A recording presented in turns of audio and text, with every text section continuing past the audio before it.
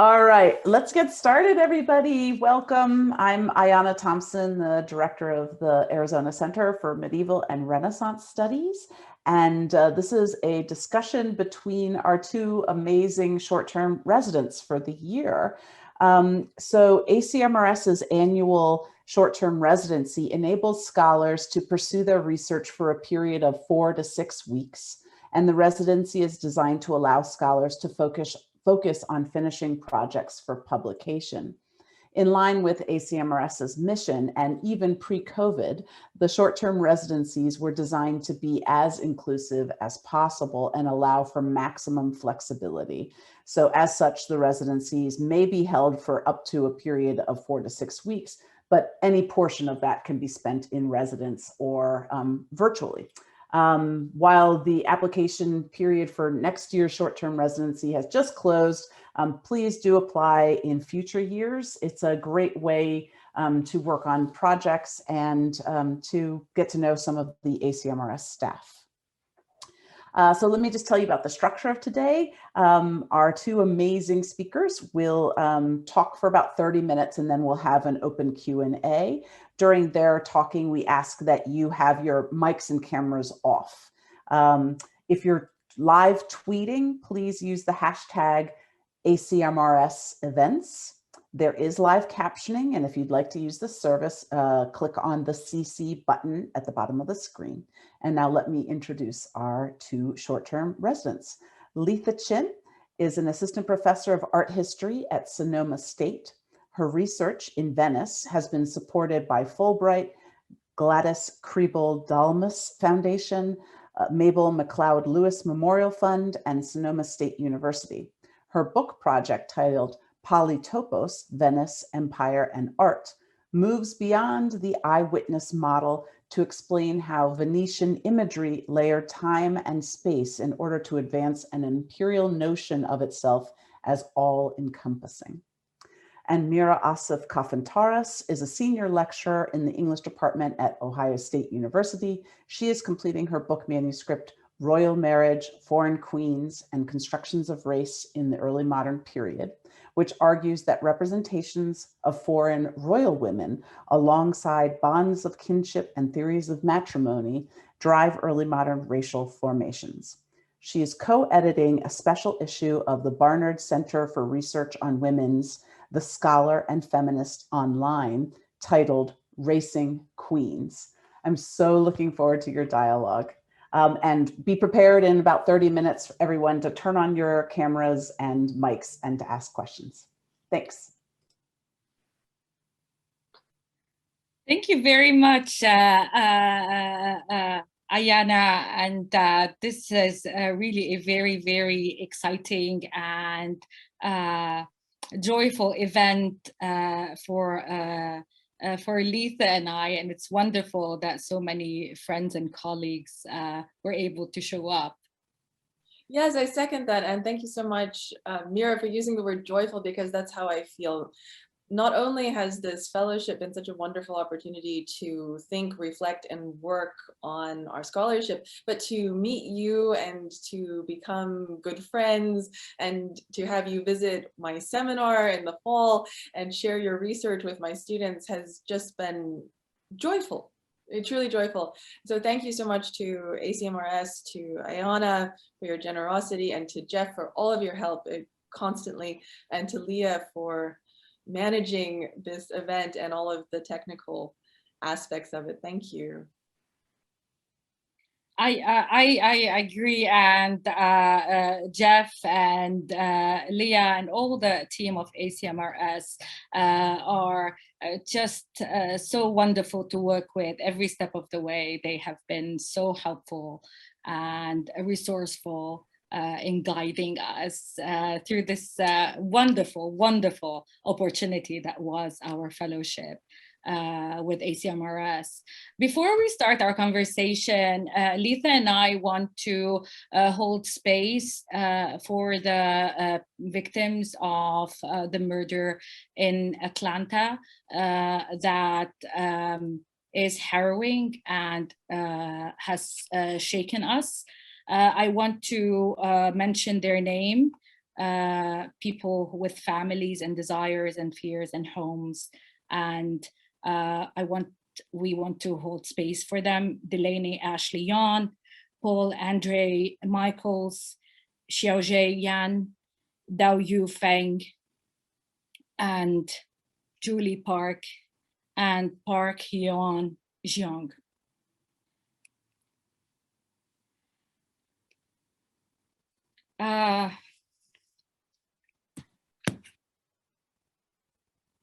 Letha.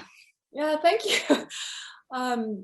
Thank you for that. I received a text message from a friend expressing that odd form of condolence when there is a hate attack that is not against someone I personally know, but someone I have an extended kinship with, you know, across space and across cultures, that's created in these horrible moments.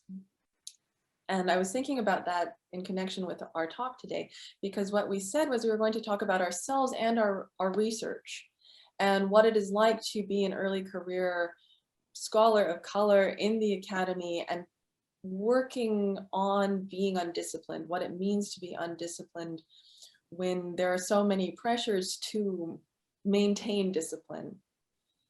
And sometimes the pressures are more violent than others.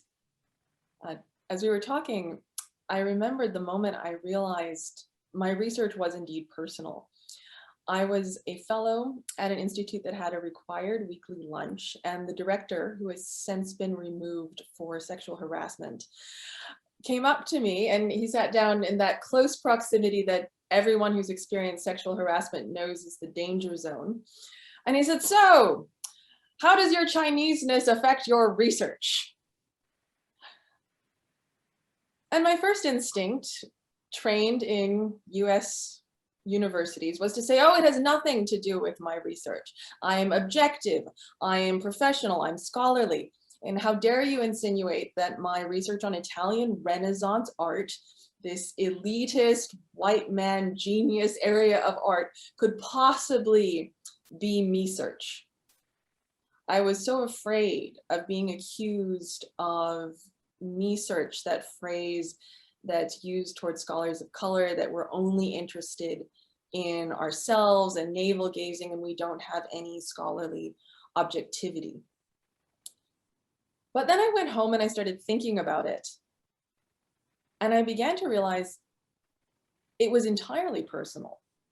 Not that I don't have scholarly perspective and I'm not historically responsible, but that I did deeply care and had a perspective on my research about multi-ethnic communities, feelings of belonging and exclusion, and modes of exclusion and inclusion that are simultaneous and contradictory. That was a very personal question to me, and one I think I'm particularly well suited to investigate.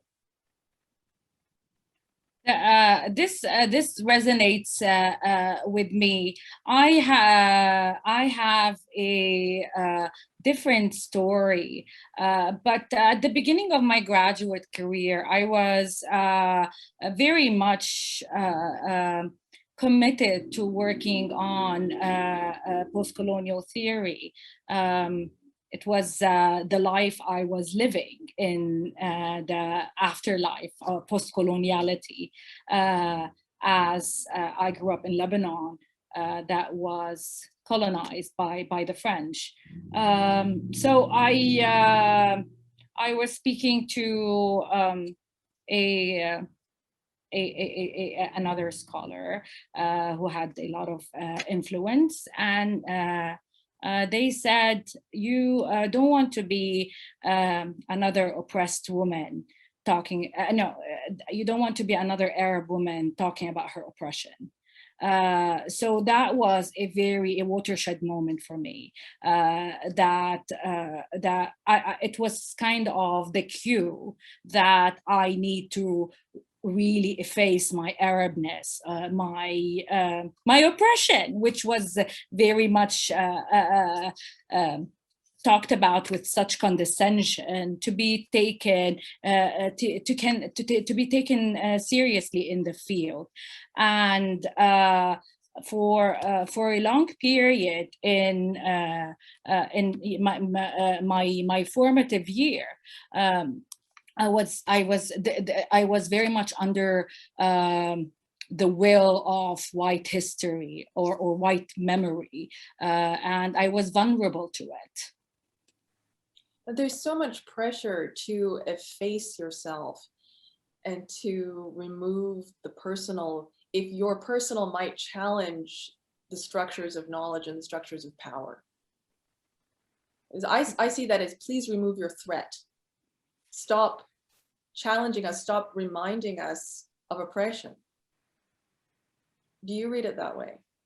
I do. I read it as a desire to wash our hands off of the after effects of slavery. So our period, what Sylvia Wynter talks about, this moment of 1592, this worlding, this world making that we are still living in, was being orchestrated in the field, in my field, in your field, in natural history, in philosophy, in all the spectrum of the intellectual history of our period. And I feel this desire to distance ourselves from it, or this desire to put it in a period, is washing our hands off of responsibility. It's a period that's not within our parameters, our what we think is the field's period, and it's also once you can put it in a chapter in a book, you can really pin it down as this something that happened, and we are not living its after effects. And, you know, as racialized subjects, we know very much that the logics of settler colonialism, of white supremacy, infiltrate every facet of our life. The Black body is a body perpetually in suffering, in mourning. The global South is a space of both dispossession, of a tension between mobility because of dispossession, but also desire to pin them down and close borders. So these are this is what what keeps me up at night as a migrant woman who had borders closed in her face because of my Arabness. Thinking in relation to our pre-modern past. Very much so. I think there's what you said so beautifully, that if we can put it in a book chapter, if we can pin it down and make it separate from our lived experiences, then we don't have to look at it. We also don't have to take responsibility for it in a very real way, because it cuts the conversation off at whenever you want to end the early modern, 1700, 1800, then we're done. And we don't have to think of the after effects and the lived experiences that you are. You bring to every conversation and every room you're in. Yeah, yes,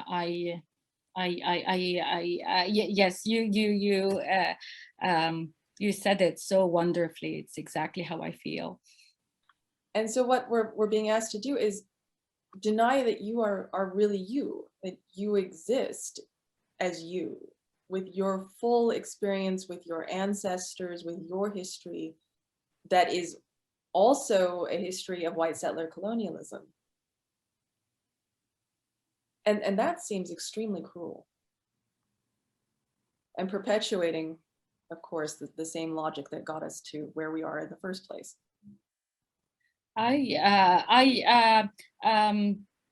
I want to I want us to talk about with this context in mind. What I want to ask you what your methodology is in looking at art from that period, from our period.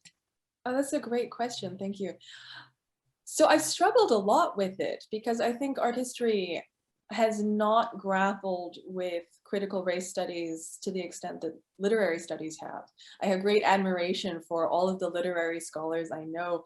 I think you've done so much wonderful work and you've all been so brave doing it that you show me new ways of thinking. Because I was taught art history very much in a traditional way. We talked about style, we talked about iconography, symbols. Okay, when the Virgin Mary wears blue, that's a symbol of divine wisdom. Okay, and you write that down. But then in graduate school, and I chose to work on Italian Renaissance art, and part of it was defensive. I do love the art. I genuinely love the art, but I wanted to be left alone. I wanted to not have to fight because I felt like I was fighting in so many other areas of my life. I was in foster care, I was under 18, and I needed some area where I wasn't being challenged to defend my choices. So I went into Italian Renaissance art, which again, I dearly love, but you know, there were other reasons. But in grad school, I was looking at this art and said, it's not enough. I can't ask this just the social history questions. I can't ask just the iconography because something else is going on here. And if I don't talk about it, I'm being irresponsible as a historian. I'm being historically inaccurate, which to a historian is the gravest sin, yes, to be irresponsible towards the past. So I started walking backwards into critical race studies and trying to find information, trying to figure out what people had said, and not finding what I was looking for in art history. There were some studies here and there, but there was no comprehensive theory, methodology to think about this. And then when I finally attended the first inaugural Race Before Race meeting at ACMRS, oh, finally, this is it. This is a new way of thinking about the material, and we can think about things from ideological constructions. How do images create ideologies? They're not documentary, and they're not unbiased. They're sites where we construct meaning and systems of thought. And I think art is so dangerous because it persuades you of things without it being clear that you're being persuaded. It's easy to look at an image and absorb its message unthinkingly, unconsciously, in a way that I think goes down more smoothly than even literature, which is also another wonderful delivery vehicle for ideologies. Yeah, to counter that, I wanted to ask you because I was reading people who work in pictorial and visual archives, and I was looking at the work of Ariella Aisha Azoulay. And she says about photos or paintings as this medium that is always entangled with this viewer, that the moment that every time the viewer is witnessing or seeing, this act of seeing is in itself opening up a narrative space for reinterpretation or appropriation. And I thought that this is such a beautiful way of thinking of our pre-modern archives that has been presented to us as this as this very apolitical sanction, as kind of hallowed space, and So I wanted to ask you, how do you find in this work a kind of narrative opening that captures us as viewers and our embodiment? Oh, that's a wonderful question, because I always say the art history doesn't happen in the art and it doesn't happen in the viewer. It's in that strange space in between, that interaction of what you say, a narrative opening in between, which is a new way of thinking about it for me. I'll have to think about narrative. And it changes over time. And it changes the more images that exist. So once we have new images, we can't look at the old ones in the same way. So we have to attend to the long afterlife of the object. Abby Warburg called it the Nachtleben, the afterlife of the object, and how it morphs and changes with interaction with the viewers, what they bring to the viewing process, and the creation of new images afterwards. And a somewhat frivolous example might be the evolution of memes and how they change the way we read previous ones. I'm fascinated by the way internet visual culture mutates so creatively. I think that this is a very, very nice formula for us who, this archive was not created for us in mind. And I think this idea of a narrative opening of the archive as the picture or the image, as a living, breathable object, that gives us this narrative opening. If we can do this more and do it without fear that we would not be, not seen as being rigorous. It's like the kind of the critical fabulation that Saidiya Hartman has, revolutionized. This is her term. But it is really, even though this archive was not created for us, we can see it as this possibility that we can get entangled in and speak back to it. I want to give you one example from my work.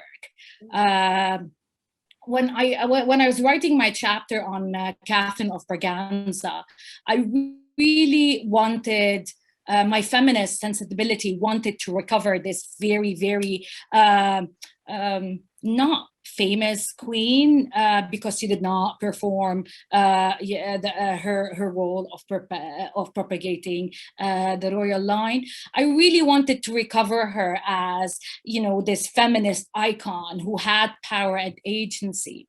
But as I was reading her archive, in the ship that brought her to England, Lord Sandwich, who was the ambassador to Portugal, and he in the summary of what he brought with him, he said on that same ship, the Royal Charles that brought Catherine of Braganza, he says that along with birds and some pretty novelties, he brought to his daughters as curiosities a Muslim boy and an African man. And this is not the term, but the term is that we're used to the rhetorical violence of the terms used in our period. But that moment for me, I could not let it go, and it really allowed me to rethink Catherine of Braganza's complicity in that institution that made royal marriage one of the many players in this imperial project of plunder and extraction. So I, in that chapter of my book, I have this final section where I create their sociality, and it's all critical fabulation. The archive tells me nothing about them, but I felt that this is my narrative opening to give these two people who were brought to England as a sign of status, as a sign of Englishness and aristocracy, of nobility, to be, to work as pages, and in what Urvashi Chakravarti very beautifully calls kind of preparing the groundwork for the business of chattel slavery. And I'm very much building on the work of Black feminists who gave us these tools to reclaim these voices that were never meant to be studied. I think that's your brilliance and how you are practicing being undisciplined in your work, finding that narrative opening and reclaiming those voices. And I also was listening to Urvashi Chakrabarti talking about the archives and resisting what she says, the staging neutrality, that the archives stage neutrality, but they were not created for us. They weren't created for particular stories, particular voices, particular lives that were not meant to be recorded and that were erased. And finding the erasure, the evidence of the absence in the archive and using that narrative opening, I think you are an inspiration to how we can become more undisciplined. And that issue of complicity is what I've been thinking about as I won the lottery. I got a tenure track job, and it is a lottery. I have started to fear as I approach the tenure year, if I am becoming more complicit, and trying to think about ways I can resist, how I can teach to transgress, as Bell Hooks says, and keep pushing for freedom while I become more and more part of the institution. And that's what keeps me up at night, trying to think about that. I wonder how you find your position in the academy, and I mean this in the broadest sense of how to be undisciplined in an institution that speaks in terms of discipline. Yeah, absolutely. So I wanted to mention that the undisciplined that we, Letha and I, are talking about stems from our love to in the Christina Sharp's In the Wake on Blackness and Being, and she as this project of liberation that Black studies affords us. She urges us to become undisciplined, because how do we dismantle the master's house with the master's tools, as Audre Lorde taught us. So Christina Sharp asks us to imagine otherwise, and it's this feeling, it's this possibility, this permission that we can exist in this field, and we can imagine it otherwise when we have the support of flagship institutions like ACMRS, when there's the intentional desire to create a different archive or a different methodology that gives permission for people not to erase themselves in, in interacting with these with this archive that has excluded us for a long time, and now I feel or has admitted us, but as long as we perform civility, we perform love, as Sarah Ahmed tells us, we have to be, we have to perform gratefulness and civility and this performance of joy, because we were admitted where, we were not supposed to be admitted. So I feel like this intentional, and Sarah Ahmed also calls them non-performative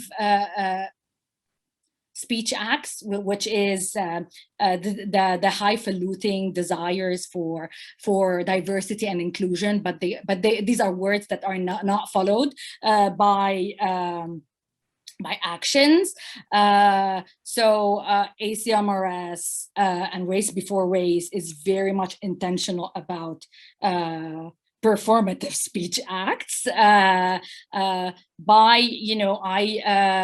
would not have been able to perform my before the pandemic to apply for a residency, because I'm an adjunct who teaches. I have a full teaching load. I'm a mother to 2 little children, and all these factors are about access and inclusion. So if you're not intentional about who you're considering as part of your audience and members of your collective, Christina Sharp, as I love her very much.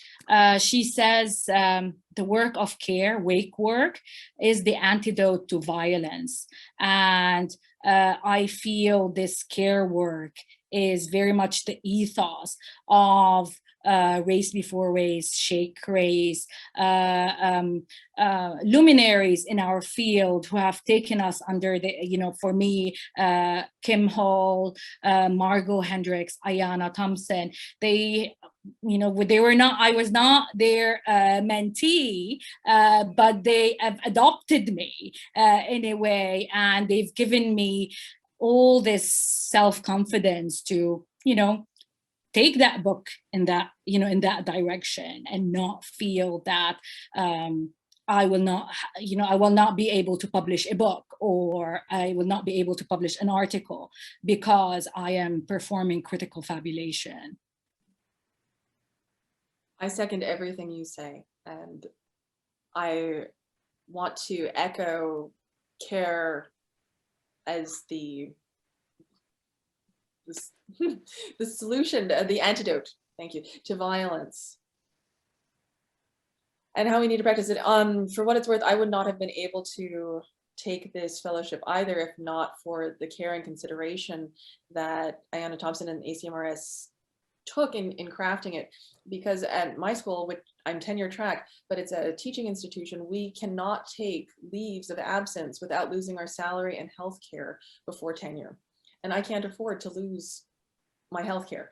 So that's unethical. I'm going to invite everyone to turn on their cameras so we can see you, beautiful audience. And I'm going to ask the first question, because I know that you guys already wanted to talk about this, but there wasn't a moment yet. But I'm wondering if you guys could riff a bit about Meghan Markle. And then if other people have questions, just raise your hand in the reaction function. So Mira, you work on foreign queens, and I think that topic has been in the news recently. And I think you're writing about Meghan Markle as well, yes?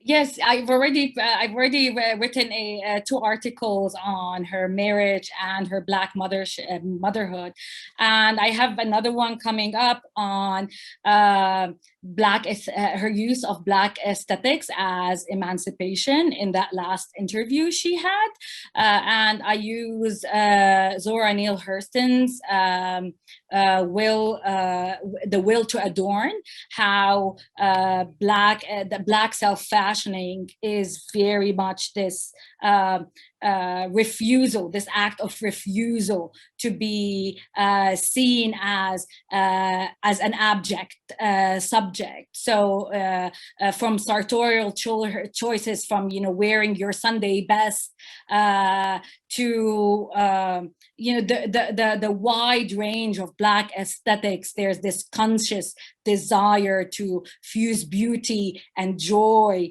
into this vision of emancipation, and I saw it a lot happening in the interview. So, which is not to say that I'm not critical of Meghan Markle, because she has, her wedding dress was hammered with the flowers of the Commonwealth. So she signaled that she's very much willing to be totally immersed in this fantasy of English domesticity, but also English dominance. And in that interview, she also said that had she not suffered to that extent, she would have stayed. But you also have like wonderful reading of her aesthetics as well. Well, I agree with you. When she married with her veil embroidered with all of the flowers of the Commonwealth countries, she was signaling her desire to serve that idea of the Commonwealth through English domination, etc. And she tried so hard to be part of that family. Her first public outing, which was, I think, the next day after her wedding, she wore nude colored pantyhose, meaning it made her legs look ashen because it's the wrong nude, beige, and that beige hat. And she tried, but it ultimately couldn't succeed. And that was the most interesting and thing about it to me, was that visually, iconographically, in the 21st century, her blackness was so much at odds with Windsor royalty and the idea of the Commonwealth that they could not coexist. And no matter how she wore the clothes or how she comported herself, the interpretation, the analysis was always going to be that it was against the institution, because she herself, through her raced being, was intrinsically against the institution, no matter how much Meghan the person might want to serve it. Letha, your reading of the pantyhose is like so perfect. It's so perfect. And it's as if, like, did she not buy her own pantyhose? Was that like, was she in a moment where that wasn't even possible? Because of course she must have known that that's not the right color. But if someone if you're from Southern California, you might not know anything about pantyhose. Good point. Good point. All right. I see Kim Coles has her hand up. Hi, Kim. Hello, darling. Mine is actually less a question than a comment. This was such a wonderful discussion. And I'm so grateful to both of you. Christina Sharp talks about being undisciplined, and because of the annihilation, the violence, the erasure that happens against or happens to BIPOC scholars within the academy, and the performance that erases their embodiment. And it's these conversations that refuse that completely. And it's so moving. I mean, just to the extent to which you both talk about your experience, but so openly and forthrightly and with such courage. It's such a tonic. And I just wanted to say thank you. Thank you. Thank you, Kim. Other questions? Raise your hand. Statements. Don't be shy. Mira, I have a question for you. Do you frequently experience efforts to stifle your being in professional settings, at conferences, while giving talks, job interviews? Are you experiencing that kind of control attempt?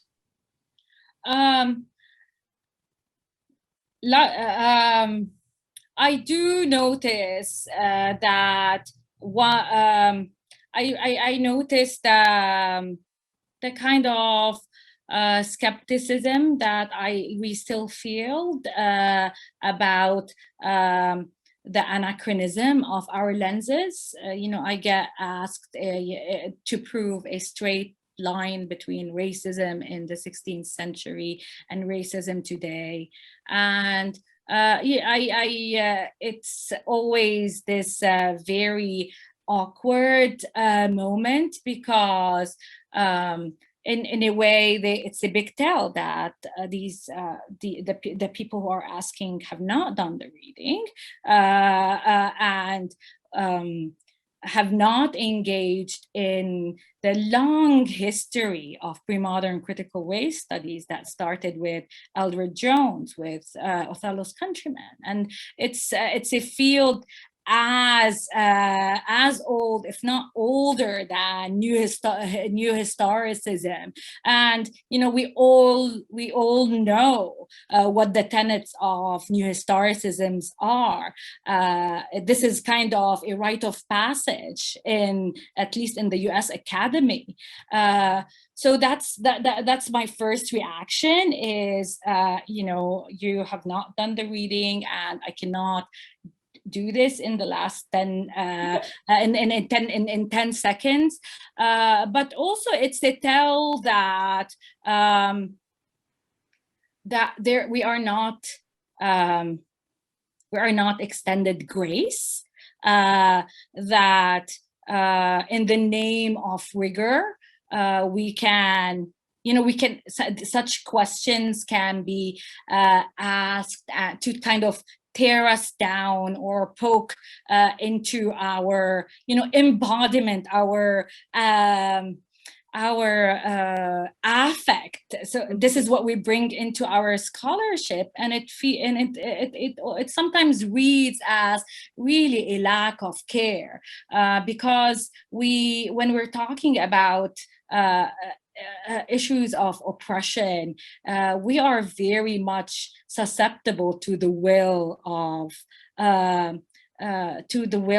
whiteness, and we're vulnerable to it. So I feel also this lack of grace. I think that's a good way of putting it, this lack of grace and this insistence that you have to draw the thread. And we saw this in the Meghan Markle Oprah interview as well. Like, well, how did you know this was racism? Is it really racism, or are you just having a bad time? Kinds of questions. And I think I've experienced some of this pushback against assertions, which I think are well supported. I had a job interview once where the first question was, how can you make the claims in your dissertation they're not supportable? That was the opening question. And I thought, well, why did you call me? We know how this is going. And then I've been cornered at conferences, including places where I was giving a talk, and said, why are you studying European art? You're Asian. Why aren't you studying Chinese art? And I've been asked that by students, by professors, by colleagues. At every stage of my academic journey, whatever position I was in, I've been asked that question. Why am I not sticking to my box? You undisciplined hussy. I am such an undisciplined hussy. I think we have an undisciplined hussy who would like to ask you a question. Carol Mejia LaPearl. That is the compliment of the day. Thank you. Hi, Carol. Hi. So, this is a comment as well as a question, which is the burden of proving legitimacy and expertise, right? And what it means. This is what I'm hearing, right?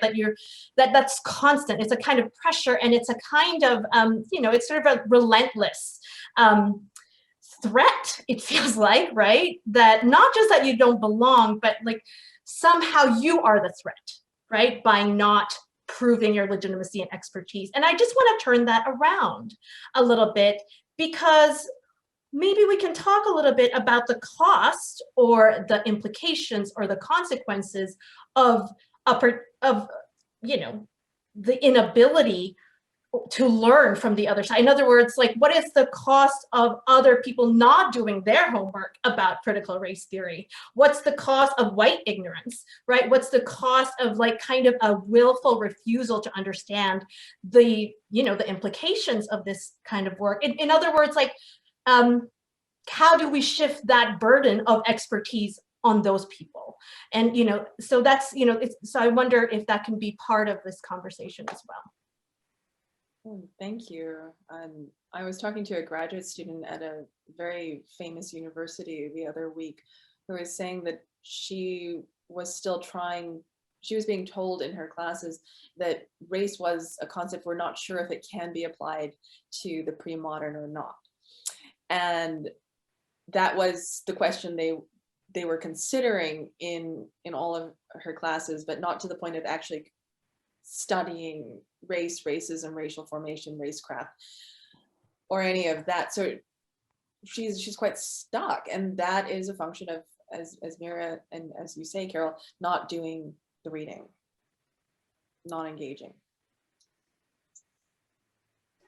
I also think the cost, if I might hop in, Carol, because I think it's such a good question, is that our field was pretty much stunted from, it feels like 1990 to, or maybe say 85 to, you know, 2000. There was like a kind of stunting of early modern studies, precisely because the majority would not accept like the groundbreaking work by Kim Hall and Margot Hendricks and Imtiaz Habib and others. And so it felt like, you know, we were publishing important work that would change the field, but it wasn't being accepted. And so our field lost out for, you know, a good 15, 25 years. It's a crime. Lauren Shook. Hi, thank you all so much for your talk. And I think this is a question, and not really a question, but more of a comment, and it's coming off of, it's very similar to what Carol was just asking here. I was, Letha, when you talked about that word me search, which I haven't heard before, so I wrote that down. I was like, that's really cool. You know, I teach a lot of freshman composition, and some of what your discussion is making me think of is every time I have them pick research projects, right? They always have this question about, well, I can't do something that I'm interested in because, or that's personal to me because that's biased, right? It's not objective. And I'm just thinking about ways, you know, how do we respond to those types of moments? And, you know, what your talk was just a really sharp moment for me to really start thinking about responding to that. And well, we all do research we all do research, right? I think white privilege allows white folks to cover that up, right? And they don't have to talk about it, right? But, you know, why are they doing research on Shakespeare? Well, they like Shakespeare. I mean, they have investments in these things, right? If I can answer this, Lauren, I feel that also, because we're reversing this narrative, that my subjectivity and my positionality and the sociality with, you know, with non-white and white allies too, is in itself what informs my research. I work on foreign queens and royal marriage because I have crossed borders. I think a lot about the migrant and about who gets to move between borders freely and who gets has borders closed in their faces. It's something that occupies. You know, Africans are still drowning in the Mediterranean, trying to cross borders. We have Haitians always, you know, always in this state of immobility. Our borders here is a very politicized border. We write with these histories; they don't go away, and just the suggestion that they are not part of our conscious and unconsciousness is, I feel, we are not, this is not engineering. We are working in the humanities, in feelings and touch and emotions, and people people suffering. Of course, I'm going to bring my subjectivity, and it makes it such a more, I feel, the stakes are so much higher. I hope, and I hope when people read my work, will see how important the stakes are. That's great. There's a question. There's a question from Bernadette Andrea that she typed in. She says, "I'm sorry I cannot be on camera today, but I hope I can ask a question. Could either or both of you speak about how you are using public-facing scholarship to broaden and build audiences that are looking for or longing for the sorts of histories and methodologies you are engaging?" Thanks, Sure. Bernadette, for that question. Would you like to go first, Mira? Well, I do a lot of public humanities because it's part of my ethos of care. I grew up in the global South, and I did not have access to cutting edge scholarship because that was not accessible for me. And this is one of the reasons I submitted my book to ACMRS, because it's open access. I think very much about who accesses my research and the knowledge that I'm circulating. And for this reason, I'm always trying to translate this very monastic life of the academic and make it very accessible. And thank you, Bernadette, for this question. And this is something that has been growing in my life, public-facing scholarship. I wrote a few pieces for the San Francisco Chronicle in the fall as they put together a special issue on reckoning with racism after the summer's falling statues across the United States and globally. Symbols of white supremacy. And a lot of people read it. I found myself the subject of a white, alt-right website forum. And yes, they don't like my faculty photo, just so you know. They think I look unserious.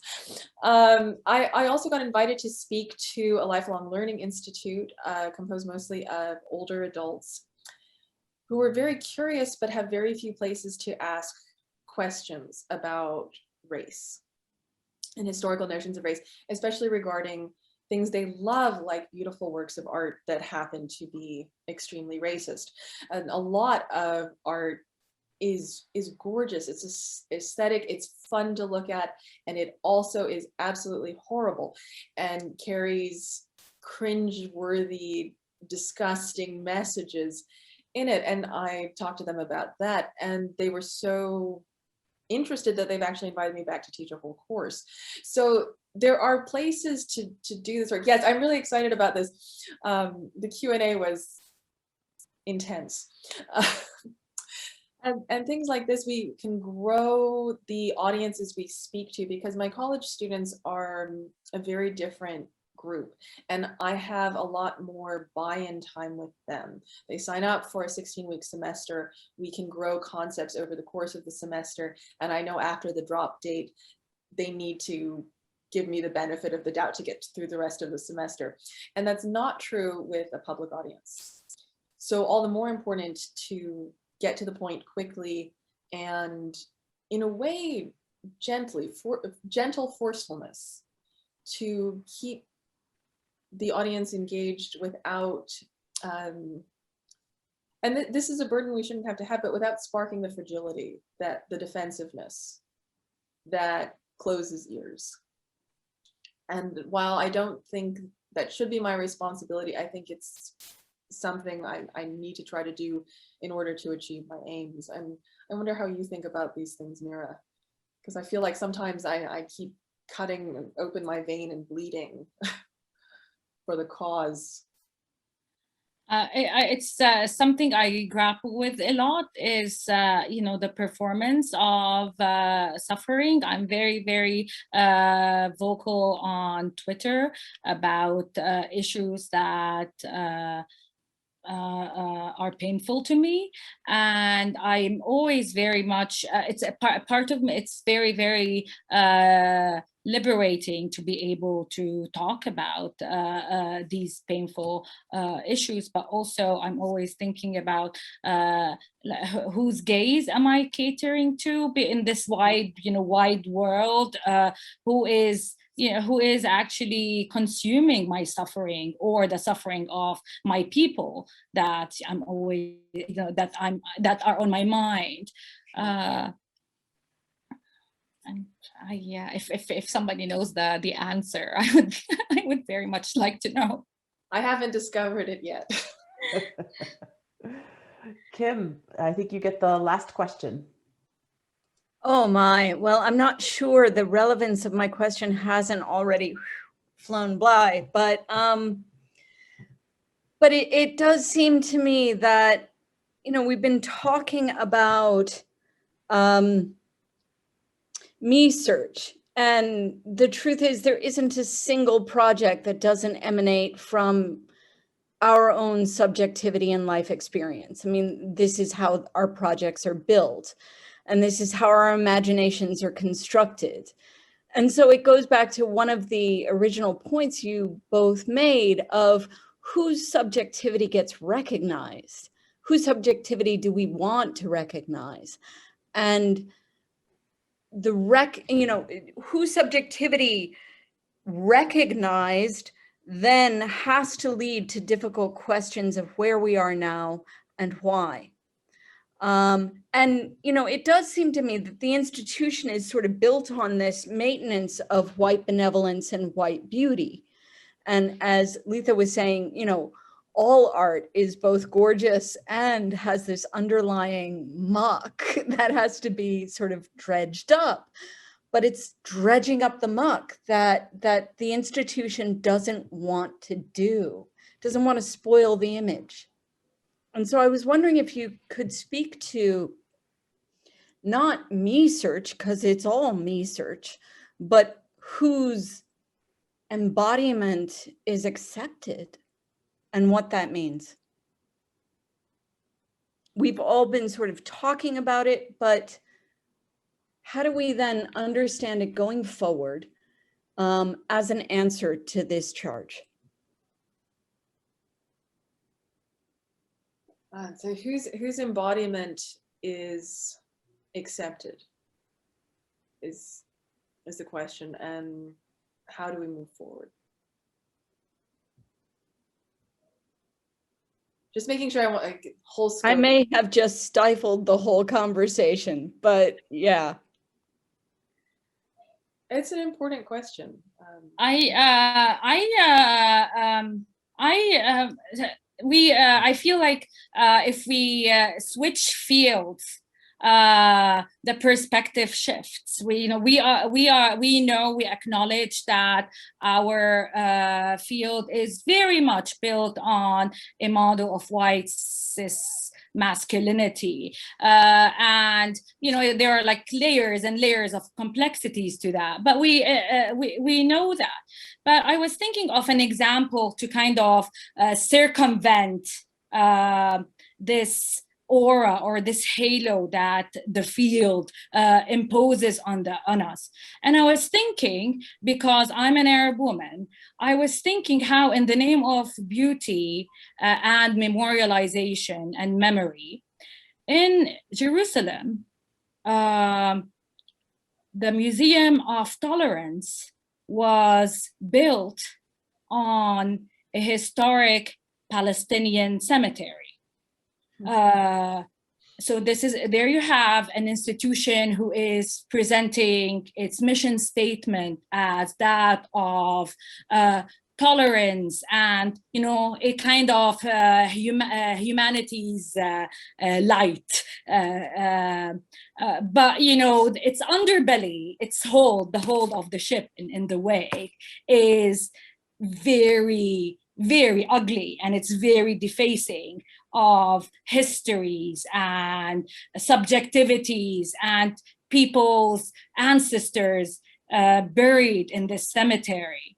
So I feel that if we try to circumvent this, the kind of the mandates that the field has imposed on us, and not care.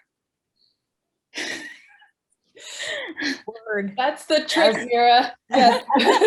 As our hour is coming to an end, I think we should think about some other Black feminists, because while I love Sharp, there is a rebuttal in Jennifer Nash's work that points us also to kind of, you know, away from Afro-pessimism and towards some futurity that looks quite different. So perhaps it is with other Black feminists that we look for some of these answers. Thank you, Mira. Thank you, Letha. You two are brilliant. You give me hope for the future of the field. Thank you, brilliant audience, for your great questions and comments. And we'll see you all at the next ACMRS event. Thanks. Thank you for coming. Thank you so much, everyone. Thank you.